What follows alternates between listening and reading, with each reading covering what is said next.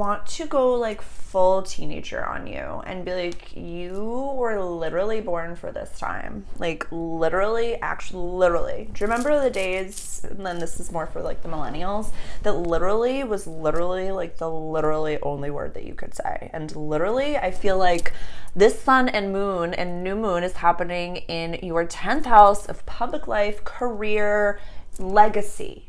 Like, you're literally born for this. You were literally born for the woo, for the awakening, for the ascension of the planet.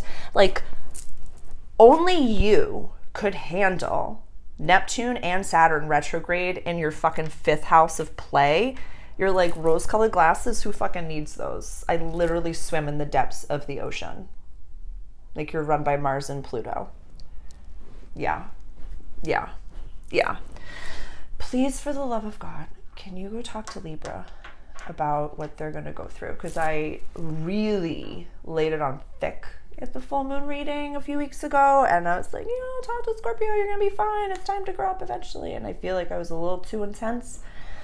So if you could just find any Libra rising, Libra moon, Libra sun, and just tell them about how cool it feels to be on the other side of the south node transiting your sign, and on the other side of the north node transiting your house of relationships.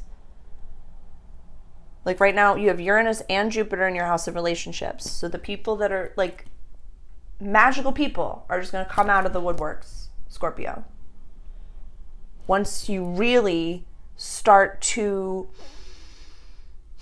how do I say? Pluto went back into your 3rd house of communication, early childhood learning, short trips, your immediate surroundings. And so since 2008, it's really been forcing you to, how do I say? People can't read your fucking mind, girl. They can't read your mind. Although you've been processing and you've been thinking about all the things and you know how much you love them and care about them, but they do this differently and they just hurt you, blah, blah, blah, blah, blah. You know of your internal processing. But Pluto in Cap since 2008 made you communicate, I don't feel safe here. I love you, but I can't do that. I love you, but that hurts me. I can't see you anymore. These are my boundaries. There was a lot of processing, and North Node, South Node in the past few months, or in the past year and a half, like definitely unpacked since January 2022. People were probably removed that you thought were beautiful people, but then afterwards you're like, wow, they were really toxic. They were really narcissistic. They were really intense. I feel like a lot of you have dealt with some version of narcissism in your life, in your chart. But right now, when I had my chart read, I loved what my shaman had said to me about Virgo running my 11th house. She said, you're going to be so fucking picky as to who you will allow into your life that nobody can fuck with you. I want to plant that seed for you. Don't go to the negative side of Virgo. This is why we can all watch the Virgo chart to look at our community and friendships, see what Virgo's going through, see that film. It's infinity upon infinity when it comes to the astrology. So that's why that's one lens, and then it's like, what do we do with it afterwards? So Virgo running your 11th house, don't go to the self-deprecating side of Virgo. Go to the perfectionist side. Go a little bit more towards like the, no. I'm 10 out of 10 for myself, and spending time with me is 10 out of 10. Spending time with you is 7 out of 10. So I'd rather just, in general, have a standard of 10 out of 10 and not 7 out of 10 myself. Because if you're 11 out of 10 for them and they're 7 out of 10 for you, that is codependency, my friend. Just saying. We're going to have a Mercury retrograde coming up in a little bit. So we're definitely... There's a few little bits of people that have kind of stuck around. Maybe this is work. Some of the people that you work with, or certain aspects of your community, certain aspects of something, Scorpio, still treat you a little bit like Wednesday Addams.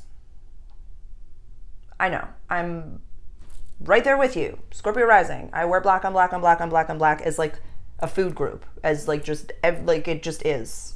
It just is. And so if you're showing up, it's, how do I say? As archetypes, we don't even have to show up. They're going to talk about you anyways. They're going to think about you anyways. You're going to represent something for you. They're going to see a scary movie and be like, oh my God, what would Scorpio think of this? And all that good stuff.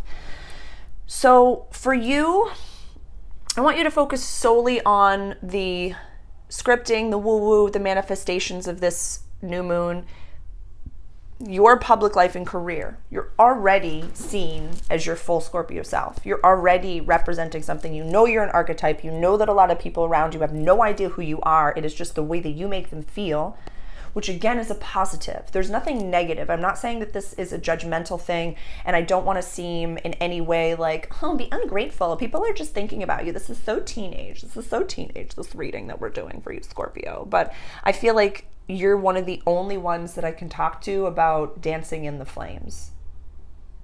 And just being like, the world's fucking in demolition phase. Let's just have a gas. This is fun for you. Yeah, this is fun. I want you to continuously vibe in this light with these people in the relationships, because everybody does need a Wednesday Addams. Everybody does need a metaphysician of the group. Everyone needs a professional healer. Everyone needs woo-woo. Everyone needs all of these things. But if they're not paying you for it, and if you're just spitting straight facts and not making money off of it, know that you can make money off of it. You were literally born for this time. You're the only sign that can handle these placements.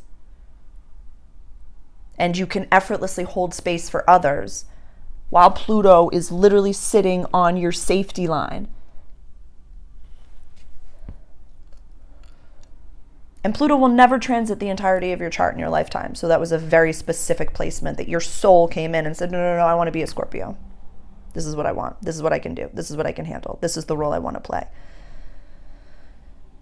So if now's the time to start your, like, there would be no other better time to plant seeds for, like, you shine like a minor league baseball player right now. So tell God that you're ready. Tell God that you're ready. And there's so many retrograde planets, and we'll get into that. Like, telling God that you're ready will make it come faster, but because of the retrogrades, I don't want you to be like actually opening up the business right now. It'll happen in a little bit, but this is the time to plant the seeds to manifest. And in the private cafe, I have a full video on just scripting 101 and what that looks like and how we can ask the God of our understanding or our higher self, our future self, for these different things. So if you'd like to join me there, there's a whole video of that. And then all of the like private rising sign readings, they're give or take about like 20 minutes long. So they're all just under one tier. So the link is below if you'd like to join me there. See you in there, Scorpio.